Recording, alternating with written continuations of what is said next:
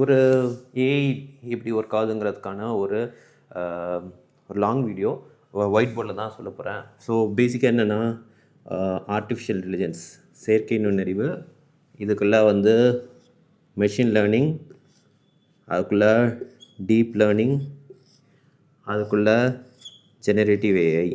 ஓகேயா, இதெல்லாம் ஹை லெவலில் சொல்லிடுறேன். மெஷின் லேர்னிங்னா எப்படி மனுஷன் படிக்கிறனோ அதுமாரி மெஷின் மெஷினும் படிக்க ஆரம்பிச்சிடும்.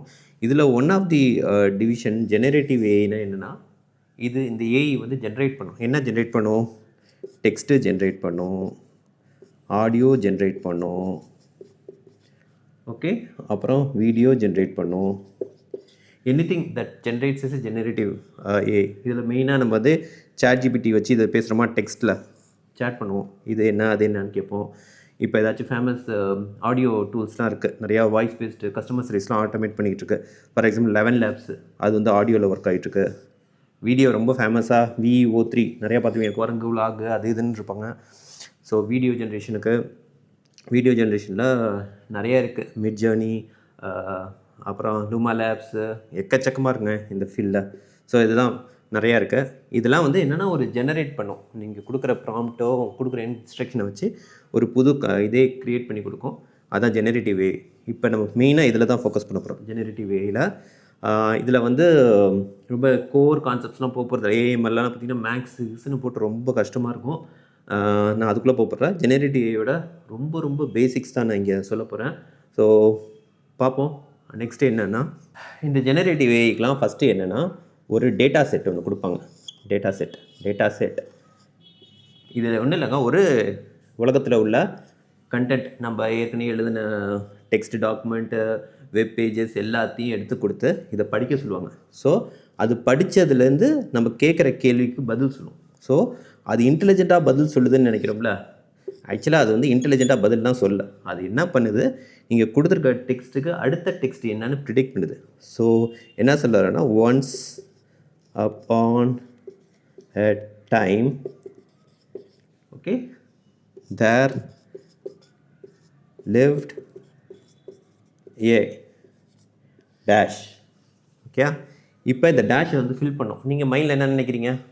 ஒரு காலத்தில் ஒரு ராஜா, ராணி, மந்திரி, இல்லை ஒரு ஷிப்பு, ராக்கெட்டு, இது எது வேணால் இருக்கலாம். பட் அது ஏதோ ஒரு டெக்ஸ்ட் இங்கே வந்து உட்காரும்.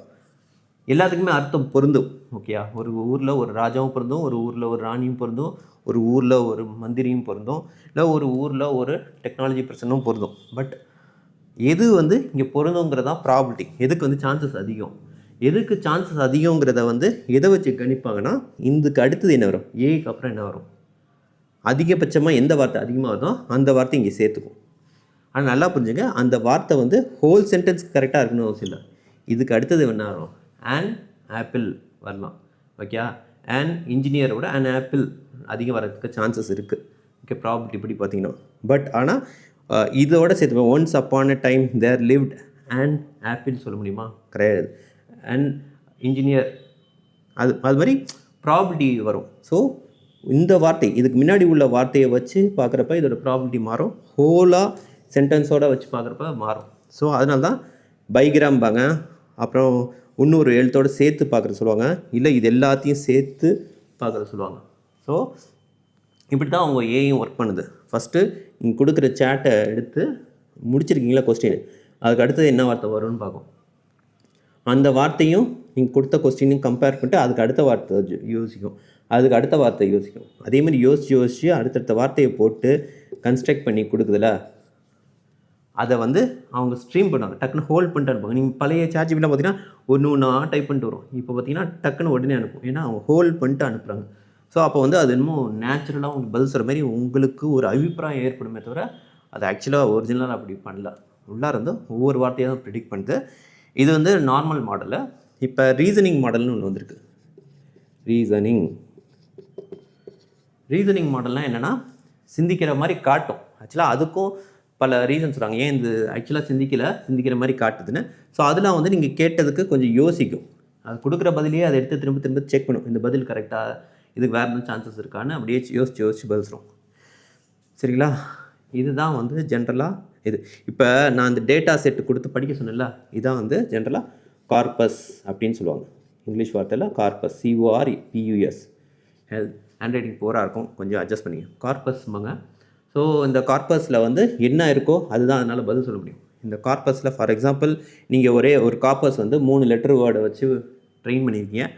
ஏதோ ஒரு வேர்டை கொடுக்குறீங்க, அந்த வேர்டு அதை ஆல்ரெடி படிக்கலைன்னா அதனால் பதில் சொல்ல முடியாது. ஓகேவா? நீங்கள் எப்படி எக்ஸாம் அட்டன் பண்ணுறப்ப படித்ததை தாண்டி வெளியே வந்துச்சுன்னா அவுட் ஆஃப் சிலபஸ்ன்னு சொல்லிடுறீங்களா, அதே கதை தான் இங்கேயும், அதனால் பதில் சொல்ல முடியாது. ஸோ இது வந்து கார்பஸ்.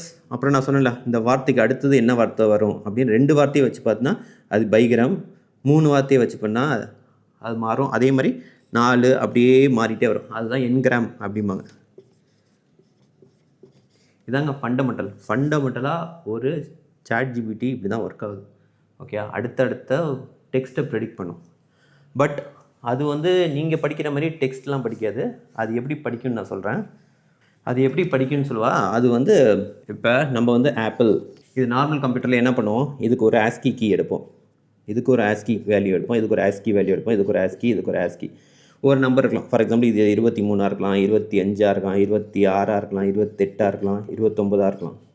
இந்த டெசிமல் வேல்யூவை பைனரியாக மாற்றி கடைசியில் அதை வந்து நம்ம ப்ராசஸருக்கு அனுப்பிச்சு ப்ராசஸ் பண்ணி வாங்குகிறோம். இதுதான் வந்து ட்ரெடிஷ்னலாக நம்ம இதில் நடக்குது. பட் இங்கே வந்து என்ன ஆகும்னா, இப்போ இந்த சென்டென்ஸை அவங்க வந்து ஒரு மேத்தமெட்டிக்கல் ஃபங்க்ஷன் மூலமாக இதுக்கு ஒரு நம்பர் அசைன் பண்ணிடுவாங்க. ஓகே, ஸோ அதை வந்து டோக்கனைஸுங்க. அந்த டோக்கன் வந்து மேபி இதோடையும் ஒரு டோக்கனாக மாற்றலாம், இல்லை இது தாண்டி உள்ள ஒரு இதையும் சேர்த்து டோக்கனாக மாற்றலாம். ஸோ இதை வந்து ஒரு டோக்கன் 1, இது வந்து டோக்கன் 2 அப்படின்னு டோக்கனாக பிரிக்கும். எல்லாத்தையும் ஒரு நம்பராக மாற்றி 237, 238 எப்படின்னு மாற்றி டோக்கனாக மாற்றி அந்த டோக்கனை வச்சு தான் பண்ணும். இப்போ எப்படின்னா, இது ஏன் இப்படி மாற்றுதுன்னா, இது நம்ம ஜென்ரலாக பார்க்குறப்ப ஆப்பிள்னு சர்ச் பண்ணால், ஒரு டாக்குமெண்ட் பை ஆப்பிள் சர்ச் பண்ணால் ஃப்ரூட் ஆப்லையும் சர்ச் பண்ணிட்டு வரோம், ஒரு கம்பெனி ஆப்லையும் சர்ச் பண்ணிட்டு வரோம். கரெக்டாக? பட் இந்த டோக்கன் மெத்தட் மூலமாக இது பண்ணுறதுனால மீனிங் வச்சு கண்டுபிடிச்சிட்டு வரும். ஓகே, இதுக்கு என்ன மீனிங், அதுக்கு ரிலேட்டட் என்ன ஐட்டம் இருக்குது, அது மாதிரி அது ஒரு நாலேஜ் கிராஃப் ஒன்று பில்ட் பண்ணி அதை வச்சு கொண்டு வரோம்.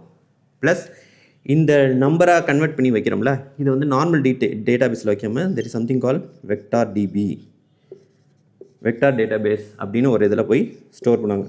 இதில் சூப்பர் பேஸ்னு ஒரு வெக்டார் டிபி இருக்குது.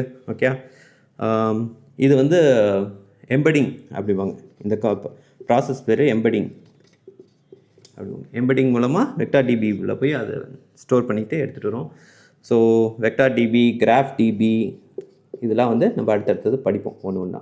பட் இது வந்து ஒரு ஹை லெவலில் நான் படித்தது உங்களுக்கு சொல்கிறேன். மேபி எதுவும் 1-2 மிஸ் ஆகிடுச்சுன்னா நீங்கள் கமெண்ட் செக்ஷனில் சொல்லுங்கள். நான் வீடியோ பண்ணி போட்டிருப்பேன், எப்படி வந்து கஜினியில் அந்த ஹீரோக்கு வந்து அடிக்கடி விஷயம் மறந்துடுங்கிறதுக்காக ஒரு ஃபோட்டோவோ எடுத்து எழுதி வச்சுட்டு அதை பார்த்து அவர் ஞாபகப்படுத்தி பண்ணுவார். அதே மாதிரி தான் இந்த எல்எல்எம். இந்த எல்எல்எம்க்கு வந்து ஒரு இன்புட் கான்டெக்ஸ்ட் டோக்கன் அப்படிம்பாங்க.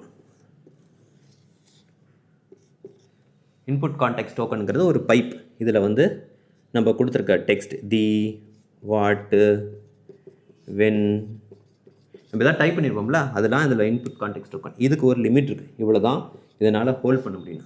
அதை வச்சு இது பதில் சொல்லிட்டே இருக்கும். எப்போ இந்த லிமிட்டை தாண்டுதோ அப்போ வந்து ஃபஸ்ட்டு உள்ளதை தூக்கிட்டு அந்த இடத்த கொடுத்துரும். இன்னும் அதிகமாச்சுன்னா இதை தூக்கிட்டு வேறு ஒன்று கொடுக்கும். ஸோ அதனால் இந்த இன்புட் கான்டெக்ஸ்ட் டோக்கனோட லென்த்து லிமிட்டை புரிஞ்சு நம்ம ஒர்க் பண்ணணும். இது வந்து இன் டர்ம்ஸ் ஆஃப் டோக்கனில் தான் சொல்லுவாங்க. Input context token window limit எவ்வளோன்னு சொல்லுவாங்க. அதை பொறுத்து தான் இது ஆக்ட் ஆகும். ஸோ நீங்கள் எல்எல்எம் யூஸ் பண்ணிங்க, ChatGPTலாம் யூஸ் பண்ணிங்க, நீங்கள் கொடுக்குற ரிசல்ட்ஸ் ஒழுங்காக வரலன்னா எப்போதுமே ஒரு புது சேட் விண்டோ ஓப்பன் பண்ணுங்க. புது சேட் விண்டோ ஓப்பன் பண்ணிங்கன்னா இது எல்லாமே எரேஸ் ஆகி எம்டி ஆகிடும். எம்டி ஆகிட்டு புது விண்டோ ஓப்பன் ஆகிடும். இது வந்து ஃபுல்லாக ஃப்ரீயாக இருக்கும். ஸோ இதில் வந்து ஆன்சர்ஸ் வந்து பெட்டராக இருக்கும். ஸோ எப்போதுமே ஒரு டாப்பிக்கோட அடுத்த டாபிக் போகிறப்ப எப்போதுமே புது சேட் விண்டோ ஓப்பன் பண்ணுங்கள். அப்புறம் இதுக்கு லிமிட் சொன்னல, இப்போ ChatGPTக்கு ஒரு லிமிட் கொடுத்துருப்பான், ஜெமினிக்கு ஒரு லிமிட் கொடுத்துருப்பான், மெட்டா லாமா 4லலாம் இன்னும் லிமிட் அதிகம். ஸோ ஜெமினிக்கு வந்து 1 மில்லியனு. ஓகே, ஜெமினி. அப்புறம் லாமா 4லாம் வந்து 10 மில்லியனு. இது மாதிரி மாறிக்கிட்டே இருக்கும். அப்போ 1 மில்லியனுக்கு கொடுக்கணுன்னா எவ்வளோ கொடுக்கலாம், டெக்ஸ்ட்டில் கொடுத்தா எவ்வளோ வேணால் கொடுக்கலாம்ல.